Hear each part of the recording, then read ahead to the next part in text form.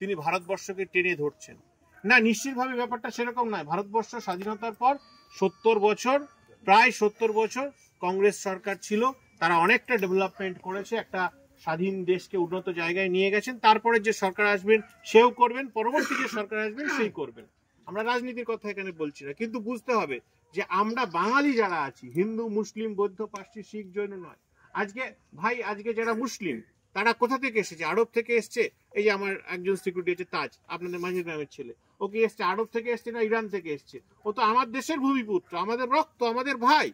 এই হিন্দুরাই সমাজের তথাকথিত পিছিয়ে পড়া অংশের মানুষ ব্রাহ্মণ্যবাদী অত্যাচারিত হয়ে বিভিন্ন সময় মুসলিম খ্রিস্টান ধর্মে ধর্মান্তরিত হয়েছে। তাহলে বুঝতে হবে যে ভারতবর্ষের মাটি থেকে না আমি হিন্দুদের তাড়াতে পারবো, না আমি মুসলিমদের তাড়াতে পারবো, এটা অসম্ভব নয়। আপনারা প্রশ্ন করতে পারেন, কেন্দ্র সরকারের বিজেপি জোট সরকার তো বলছে মুসলিমদেরকে তাড়িয়ে দেব। আমি প্রশ্ন করতে চাই, 2014 সাল থেকে এটা 2025 সাল, 11 বছর অতিক্রান্ত কেন্দ্রের জোট সরকার বিজেপি সরকার রয়েছে। একটি মুসলমান ভাই বোনেদেরকে, খ্রিস্টান ভাই বোনেদেরকে, বৌদ্ধ ভাই বোনেদেরকে, জৈন, ইহুদি কাউকে কি পশ্চিমবঙ্গ বা ভারতবর্ষ থেকে তাড়াতে পেরেছে? সম্ভব নয়, কারণ প্রত্যেকেই ভারতবর্ষের ভূমিপুত্র, প্রত্যেকের রক্ত এক, জিন এক, কিন্তু ধর্মীয় বাতাবরণে কেউ মুসলিম ধর্ম, কেউ হিন্দু ধর্ম, বেশিরভাগ মানুষ হিন্দু ধর্মে আছে বা অন্যান্য ধর্মে রয়েছে। এটা আমাদেরকে বুঝতে হবে। দ্বিতীয় বিষয়, পশ্চিমবঙ্গের যে সমীকরণ, সেই সমীকরণটা সারা ভারতবর্ষ, সারা পৃথিবী থেকে আলাদা। আপনাদেরকে বুঝতে হবে যে পশ্চিমবঙ্গ একটা নরম মাটির রাজ্য। এখানকার মানুষের মন নরম। যে রাজনৈতিক দল করুক না কেন, যে ধর্মের হোক না কেন, তাদের মন মানসিকতা, হৃদয়টা বড় কোমল। কিন্তু আপনি যদি পশ্চিমবঙ্গের বাইরে চলে যান, দেখবেন জমি রুক্ষ হতে শুরু করলো। রাজস্থানের দিকে চলে গেলে দেখবেন মরুভূমি, ইউপি, মধ্যপ্রদেশের দিকে চলে গেলে দেখবেন ধুধু করছে। মানুষের মানসিকতাও চেঞ্জ হচ্ছে। আজকে একটা কেন্দ্রের যে সরকার রয়েছে, বিজেপি জোট সরকার, তারা মনে করছে হিন্দি বলয়ের যে চিন্তা ভাবনা সেটা বাঙালির উপরে চাপিয়ে দেবে। বাঙালিরা তো সেটা মানবে না। রাজনীতি দূরে থাক, রাজনীতি দূরের বিষয়। আজকে যদি বাঙালিদেরকে বলা হয় যে তোমাদের মাছ ভাত খাওয়া বন্ধ করে দেব, তুমি जो मछली खाता है हम उनको हिंदू नहीं मानते हैं, যারা মাছ খায় তাদেরকে আমরা হিন্দু মনে করি না। আপনারা অবাক হবেন যে হিন্দি বলয়ে যারা থাকেন, এই আমাদের সমাজের এসসি, এসটি, ওবিসি, পিছিয়ে পড়া অংশের মানুষকে তো হিন্দু মনেই করে না, বাঙালি ব্রাহ্মণদেরকেও হিন্দু মনে করে না। সুতরাং যে মোহের মধ্যে আমরা ছিলাম একটা সময়ে যে ভারতবর্ষের বৈপ্লবিক পরিবর্তন হবে, পশ্চিমবঙ্গের বৈপ্লবিক পরিবর্তন কেউ কোনো সরকার এসে করে দেবে, আদতে সেটা হচ্ছে না। আপনারা যদি দেখেন, আপনাদেরকে এটা জানতে হবে। আমি বেশি মিনিট নেব না, 5-10 মিনিটের মধ্যে শেষ করব। শুধু এই কথা বলতে চাই, বিগত দিন, গতকালকে আপনারা দেখেছেন এসএসসি পরীক্ষার রেজাল্ট আউট হয়েছে। হ্যাঁ, আমি মেনেছি দুর্নীতি হয়েছে, প্রত্যেকটা সরকারে দুর্নীতি হয়। ইউপি সরকারে যারা রয়েছে, সেখানে কিছুদিন আগে অঙ্গনারী আপনারা জানেন, অঙ্গনারী মায়েরা আসেন, অঙ্গনারী দিদিরা আসেন। অঙ্গনারী দুর্নীতির ক্ষেত্রে ব্যাপক দুর্নীতি হয়েছে নিয়োগের ক্ষেত্রে। লোকসভা ভোটের আগে ইউপিতে কয়েক লক্ষ স্কুল মাস্টারের পরীক্ষার্থীরা, তারা 4000-5000 টাকা দিয়ে তারা ফর্ম ফিল আপ করেছে। তাদের পরীক্ষা হয়ে যাওয়ার পর পরীক্ষাটা ক্যান্সেল করে দেওয়া হলো। অর্থাৎ লোকসভা ভোটের আগে ইউপি গভর্নমেন্ট লোকসভা ইলেকশন লড়ার জন্য ফান্ড তৈরি করে নিল। অর্থাৎ প্রত্যেকটা জায়গায় দুর্নীতি হচ্ছে। হ্যাঁ, নিশ্চিতভাবে মাননীয় মুখ্যমন্ত্রী বলেছেন যে এসএসসি একটা আলাদা ডিপার্টমেন্ট ছিল, সেখানে রাজ্য সরকারের কোনো হাত নেই। যারা দুর্নীতির সঙ্গে যুক্ত, পশ্চিমবঙ্গ সরকার তাদের সঙ্গে নেই। কিন্তু একথা মানতে হবে, আজকে যারা আমার শিক্ষকরা রয়েছেন তাদের মধ্যে বেশিরভাগই যোগ্য পরীক্ষার্থী ছিলেন। একটা বিষয় আমি শুধু বলতে চাই যে যারা জাজ হচ্ছেন, অর্থাৎ যারা বিচারপতি হচ্ছেন আমাদের হাইকোর্টে বা সুপ্রিম কোর্টে, কলকাতাতে বা দিল্লিতে, তারা বিজেপির পক্ষে রায় দিচ্ছেন, দুদিন পরে তারা অবসর নিয়ে নিচ্ছেন বা তাদের চাকরি শেষ হয়ে যাচ্ছে, তারপর তারা বিজেপিতে গিয়ে এমএলএ এমপি হচ্ছেন। আপনারা দেখেছেন বিচারপতি অভিজিৎ গাঙ্গুলি, তিনি এই 26,000 চাকরি যারা করছেন শিক্ষকদের চাকরি বাতিল করার কথা বলেছিলেন।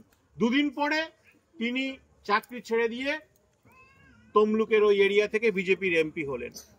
এই যে 26,000 পরীক্ষা যারা দিয়েছিলেন, যারা শিক্ষক ছিলেন, তাদের প্যানেলটাকে আবার সুপ্রিম কোর্ট বাতিল করলো। যিনি জাজ, তিনি এই বাতিল করার আগে এবং পরে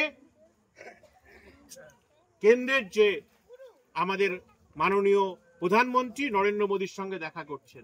অর্থাৎ কি, আপনার কাজটা করে দিয়েছি, আমার অবসর কিছুদিন পরে, 2 মাস 4 মাস পরে অবসর, মে মাসে, তখন আপনি দেখবেন। এই যে বিচার ব্যবস্থা, প্রশাসন, এটাকে কলুষিত করার প্রচেষ্টা কেন্দ্র সরকার করছে, এটা আপনাদের বুঝতে হবে। দ্বিতীয় বিষয় কি, গ্রামের মানুষ, আমি চিকিৎসক, আপনারা জানেন 748টি 748টি সব মিলিয়ে প্রায় 900টি 748টি সব মিলিয়ে প্রায় 900টি জীবনদায়ী ওষুধ। আপনি কোলেস্টেরলের ওষুধ খান, প্রেসারের ওষুধ খান, কোনোটাতে দাম 28% বাড়িয়েছে, আমি সংক্ষেপে বলছি, কোনোটাতে দাম 52%, কোনোটাতে 70%, কোনোটাতে 110%, এইরকম দাম বাড়িয়ে দেওয়া হয়েছে। 748টা ওষুধ, সব মিলিয়ে প্রায় 900টা ওষুধ। তাহলে গরিব মানুষ, মধ্যবিত্ত মানুষ, খেটে খাওয়া মানুষ কি পাবে? আপনারা যদি দেখেন যে এই যে রাস্তা তৈরি হয়েছে ন্যাশনাল হাইওয়ে, আপনারা ভাবছেন খুব ভালো রাস্তা করেছে। রাজ্য সরকার কোথাও টোল ট্যাক্স বসাচ্ছে না, কেন্দ্র সরকার টোল ট্যাক্স চালু করে দিচ্ছে। আপনি কোথা থেকে এত টাকা দেবেন? প্রত্যেক কিলোমিটার গেলে 2 টাকা করে আপনাকে দিতে হবে। অর্থাৎ খেটে খাওয়া গরিব মানুষ, মধ্যবিত্ত, নিম্নবিত্ত মানুষের জন্য কেন্দ্রের বিজেপি সরকার ভাবছে না, তারা আদানি আম্বানি শিল্পপতিদের কথা শুধু ভাবছে। অন্যদিকে দাঁড়িয়ে আপনাদেরকে ভাবতে হবে গ্রামের সমস্যা। আগে একটা সময় আমরা কি জানতাম, প্রধানমন্ত্রী সড়ক যোজনা হতো, সে জওহরলাল নেহরুর সময় থেকে হয়ে আসছে, ঠিক আছে, ইন্দিরা গান্ধীর সময় থেকে হয়ে আসছে। সেখানে কেন্দ্র সরকার 40 টাকা দিলে আমরা রাজ্য সরকার 60 টাকা দিয়ে সেই রাস্তাটা করতাম। কেন্দ্র সরকার 100 টাকা দিতেন না। কিন্তু কোন একটা অজ্ঞাত কারণে যারা বাঙালিদেরকে হিন্দু মনে করে না, বাঙালি বিদ্বেষী, তারা এই প্রধানমন্ত্রী সড়ক যোজনা, অর্থাৎ গ্রামীণ যে সড়ক যোজনা, রাস্তার 40% টাকা দিত, সেটাও বন্ধ করে দিল। আপনাদেরকে জানতে হবে যে জল জীবন মিশন, কেন্দ্র সরকার 40% 50% টাকা, বাকিটা রাজ্য সরকার দিত বাড়ি বাড়ি জল, সেটাও বন্ধ করে দিয়েছে। আপনাদেরকে জানতে হবে কেন্দ্র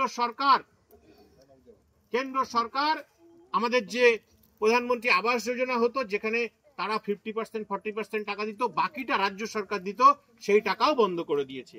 আপনাদেরকে এখানে জানতে হবে মাননীয় মুখ্যমন্ত্রী, যিনি বাঙালির কথা ভাবেন, যিনি হিন্দু মুসলিম বৌদ্ধ জৈন করেন না, তিনি বুক চিতিয়ে ঘোষণা করেছেন। কি ঘোষণা করেছেন? 2-4টি কথা আপনাদের জানা প্রয়োজন। যে গ্রামীণ যে রাস্তা, গ্রাম বাংলার যে রাস্তা, বাংলা সড়ক যোজনার মাধ্যমে 100 টাকা রাজ্য সরকার দিচ্ছেন, এবং তার মাধ্যমে 14,000 কিলোমিটার প্লাস 14,000 কিলোমিটার, এই যে সুন্দর সুন্দর রাস্তা দেখছেন, সব রাজ্য সরকারের দেওয়া টাকায়। প্রায় 28,000 কিলোমিটার রাস্তা মাননীয় মুখ্যমন্ত্রী আমাদের বাংলার টাকায় করে দিয়েছেন। কেন্দ্র সরকার 1 টাকাও দেয়নি, বন্ধ করে দিয়েছে কেন্দ্র সরকার টাকা দেওয়া।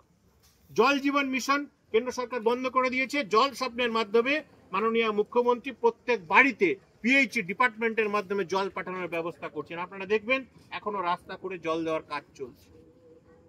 আপনারা যদি দেখেন যে বাংলার বাড়ি, প্রধানমন্ত্রী আবাস যোজনা, বাড়ি দেওয়া বন্ধ করে দিয়েছে। এখন পশ্চিমবঙ্গের মাননীয় মুখ্যমন্ত্রী তিনি 100 টাকাই দিচ্ছেন। 28 লক্ষ নতুন বাড়ি দিচ্ছেন, তার মধ্যে 12 লক্ষ বাড়ির প্রথম কিস্তির টাকা ঢুকে গেছে, আপনারা টিভিতে দেখেছেন। সেখানে কেন্দ্র সরকার যে টাকা দেওয়া উচিত সেই টাকা বন্ধ করে দিয়েছে। এরকম বহু প্রকল্প রয়েছে, প্রায় 2 লক্ষ কোটি টাকা, প্রায় 1,80,000 কোটি টাকা কেন্দ্র সরকার পশ্চিমবঙ্গের বকেয়া টাকা দিচ্ছেন না। এবং সর্বোপরি আমাদেরকে বুঝতে হবে, আমরা বাংলার নরম মাটিতে বাস করি, আমাদের ভালোটা বুঝতে হবে। আমরা কি এখানে রাস্তা পেলাম, লাইট পেলাম, জল পেলাম, সুবিধা পেলাম, প্রত্যেকটি ব্যবস্থা, স্বাস্থ্য সাথী পেলাম, সবুজ সাথী পেলাম, কন্যাশ্রী পেলাম, লক্ষ্মীর ভান্ডার পেলাম, রূপশ্রী পেলাম, কৃষক বন্ধু পেলাম, প্রত্যেকটা কাজ, প্রায় 97টা প্রকল্প কিন্তু মমতা ব্যানার্জি চালাচ্ছেন। কেন্দ্রের কোনো প্রকল্পের টাকা আমরা পাচ্ছি না। সেটা বুঝতে হবে যে সরকার থাকতেই পারে। আজ এখানে তৃণমূল কংগ্রেস সরকার আছে, 50 বছর পরে কে থাকবে ঠিক নেই, 30 বছর পরে কে থাকবে ঠিক নেই। আজ কেন্দ্রে বিজেপির জোট সরকার আছে, 10 বছর পরে 5 বছর পরে কে থাকবে ঠিক নেই, কিন্তু বাংলাকে যদি কেউ বঞ্চিত করে সেটা আমাদের প্রত্যেক বাঙালির অপমান। সেখানে জাত আসে না, ধর্ম আসে না, রাজনীতি আসে না। সেই বিষয়টা আমাদের মাথায় রাখতে হবে। এবং সর্বোপরি আমি মায়েদের, বোনেদের, এলাকার প্রত্যেকটা শুধু নাগরিকবৃন্দের কাছে এটা প্রমিস করে যাচ্ছি, এই রাস্তা আমরা খুব দ্রুত চেষ্টা করব বর্ষার আগে বা ওই সময়ের মধ্যে কাজ শুরু করা, এবং একটা হাইমাস্ক লাইট অন্ধকার হয়ে আছে আমার তরফ থেকে, সেটাও আমরা করে দেব। সকলে ভালো থাকবেন। কোনো অসুবিধে হলে আমাদের এখানে সঞ্জয় আছে, বলয় আছে, আপনাদের নেতা, আপনাদের প্রধান, ঠিক আছে, আমাদের জয়ন্তদা আছে, বুথ সভাপতি আছে, আমাদের সব মেম্বাররা এসেছেন অনেকেই, তাদেরকে বলবেন, আমি তাদের মাধ্যমে খবর পেলেই চলে আসবো, কোনো অসুবিধা নেই। শুধু কথা বলবো যে পশ্চিমবঙ্গের উন্নয়নে আমাদেরকে সামিল হতে হবে। আমরা সারা জীবন লড়াই করলাম, প্রতিবাদ করলাম, আমরা প্রতিবাদী কণ্ঠ, কিন্তু পেলাম না কিছু। কিসের প্রতিবাদ, কার জন্য প্রতিবাদ আমরা বুঝলাম না। দ্বিতীয় বিষয় যেটা জানতে হবে যে বাংলাদেশ আমাদের পার্শ্ববর্তী দেশ, সেখানে বলা হচ্ছে 1.5 কোটি হিন্দু থাকে, তাদের উপরে মুসলিমরা অত্যাচার করছে বলা হচ্ছে, নিউজে দেখানো হচ্ছে, এবং সেই বাংলাদেশের হিন্দুদের একটা অংশ ভারতবর্ষ শরণার্থী হিসাবে এসেছে। আমরাও শরণার্থী পরিবারের সন্তান, সে দুঃখ বেদনা আমরা বুঝি। কিন্তু এটা আপনাদেরকে বুঝতে হবে, যুক্তরাষ্ট্রের ডোনাল্ড ট্রাম্প, তিনি প্রেসিডেন্ট, তিনি বলছেন পাশে বসিয়ে বাংলাদেশের বিষয়টা নরেন্দ্র মোদী দেখবেন। নরেন্দ্র মোদী কি বাংলাদেশের বিষয়ে একটিও কঠিন পদক্ষেপ নিয়েছেন? এতগুলো মাস হয়ে গেল, একটি বিবৃতি দিয়েছেন? কেউ দেয়নি। কিন্তু পশ্চিমবঙ্গের বিধানসভাতে দাঁড়িয়ে দুদিন, প্রায় 2 ঘন্টা করে 4 ঘন্টা করে, টোটাল 4 ঘন্টা মাননীয় মুখ্যমন্ত্রী তিনি সমাজে মুসলিম, খ্রিস্টান, বৌদ্ধ, জৈন সব ধর্মের সঙ্গে সঙ্গে হিন্দু ধর্মের জন্য কি করেছেন, এবং বাংলাদেশে হিন্দুদের পরে যে অত্যাচার হচ্ছে তিনি এটাকে বলেছেন। তিনি এটাকে একমাত্র পৃথিবীর ইতিহাসে একমাত্র ব্যক্তি যিনি বলেছেন এটা রিলিজিয়াস পারসিকিউশন, ধর্মীয় কারণে অত্যাচারিত হচ্ছে, ধর্মীয় কারণে। মমতা ব্যানার্জি একমাত্র বলেছে। আপনাদের দ্বিচারিতাটা বুঝতে হবে। আজকে যাদেরকে ভোট দিয়ে এমপি করেছে নিশ্চিতভাবে আমাকে দেননি, ঠিক আছে, আমার কোনো দুঃখ নেই, কিন্তু বাংলাদেশের ব্যাপারে তাদের কি মতামত? যত হিন্দুত্বের আন্দোলন তো করতাম আমি নদিয়াতে, আজ যারা বাংলাদেশ করে হিন্দুত্বের জয়গান করছে তারা হিন্দুদের সমস্যার সময় থাকে? তারা প্রত্যেকে বলেছে, প্রত্যেকটা রাজনৈতিক দল, অল ইন্ডিয়া তৃণমূল কংগ্রেস ছাড়া প্রত্যেকে বলেছে এটা রাজনৈতিক, রিলিজিয়াস নয়, এটা পলিটিক্যাল পারসিকিউশন, রাজনৈতিক কারণে অত্যাচার করা হচ্ছে। আর মমতা ব্যানার্জি একমাত্র ব্যক্তি যিনি বলেছেন এটা ধর্মীয় কারণে অত্যাচার করা হচ্ছে। আর কেন্দ্র সরকার সিদ্ধান্ত নিক, সমস্ত হিন্দুদেরকে, বৌদ্ধদেরকে, যারা ওখানে সংখ্যালঘু তাদেরকে পশ্চিমবঙ্গে ফিরিয়ে আনুক। আমরা 10.5-11 কোটি পশ্চিমবঙ্গবাসীর সঙ্গে 1.5 কোটি মানুষকেও অন্ন, বস্ত্র, বাসস্থান, গৃহের ব্যবস্থা আমরা করতে পারবো, তিনি একমাত্র বলেছেন। সেই জায়গায় দাঁড়িয়ে আমাদের বুঝতে হবে, এই যে মিডিয়া, আমরা মিডিয়াতে যা দেখি তাই বিশ্বাস করি। 90%, 100টার মধ্যে 90টা যে মিডিয়া, টিভি, নিউজ চ্যানেল, তার মালিক হয় আদানি না হলে আম্বানি। তো তারা নিশ্চিতভাবে নরেন্দ্র মোদীর জয়গানই করবে। কিন্তু আমরা বাঙালিরা দিন শেষে বাঙালি হিসাবে কি পেলাম? যারা আজ ধর্মীয় সংগঠন হিসাবে, রাজনৈতিক সংগঠন হিসাবে আপনার খাবারের উপরে হাত বসাতে চাইছে। আপনি মাছ খেতে পারবেন না, মাংস খেতে পারবেন না, আপনাকে সবজি খেয়ে থাকতে হবে, তবে আপনি হিন্দু, তবে আপনি তাদের চোখে হিন্দু। এই ধরনের হিন্দুত্বকে আমরা বাঙালিরা পছন্দ করি না। আমরা হিন্দুত্ব বুঝতে হলে বিবেকানন্দকে বুঝি, হিন্দুত্ব বুঝতে হলে আমরা ভারতবর্ষের প্রাচীন ঐতিহ্যকে বুঝি, শ্রীকৃষ্ণ, শ্রীরামচন্দ্র, ভগবান, আমাদের প্রত্যেকে যারা রয়েছেন, আমাদের মা দুর্গা, আমরা তাদের বিষয়টা বুঝি। যেখানে স্বামী বিবেকানন্দ বলছেন যে আমি যখন ওই শিকাগোতে, প্রত্যেকেই জানেন বিশ্ব ধর্মসভাতে স্বামী বিবেকানন্দ গেছিলেন, সেখানে তিনি বলছেন আমি সেই প্রাচীন ধর্ম থেকে এসেছি যা পৃথিবীকে বিশ্ব ভ্রাতৃত্ব, বিশ্ব ভালোবাসা শেখাচ্ছে, সহিষ্ণুতা শেখাচ্ছে, অহিংসতা নয়, সহিষ্ণুতা। আমরা সেই ধর্ম থেকে এসেছি যারা পৃথিবীর সব ধর্মের মানুষ অত্যাচারিত হয়ে ভারতবর্ষে আসলে তাদেরকে জায়গা দিয়েছে। আমরা সেই ধর্ম থেকে এসেছি, যে ধর্ম বলছে না যে তুমি খ্রিস্টান ধর্ম থেকে হিন্দু ধর্মতে আসো, মুসলিম থেকে হিন্দু ধর্মে আসো, জৈন ধর্ম থেকে হিন্দু ধর্মে আসো, তোমরা প্রত্যেক ধর্মে থেকে নিজের মতন করে সুষ্ঠুভাবে ধর্ম পালন করো, তাহলেই পৃথিবীর উন্নতি হবে। সেই জায়গায় দাঁড়িয়ে আমি একথা বলতে চাই যে আপনারা সঙ্গে থাকুন, আপনাদের প্রত্যেকটা অসুবিধায় অল ইন্ডিয়া তৃণমূল কংগ্রেস, মমতা ব্যানার্জি এবং আমরা প্রত্যেকে সৈনিক হিসাবে সঙ্গে থাকবো। ভালো থাকুন।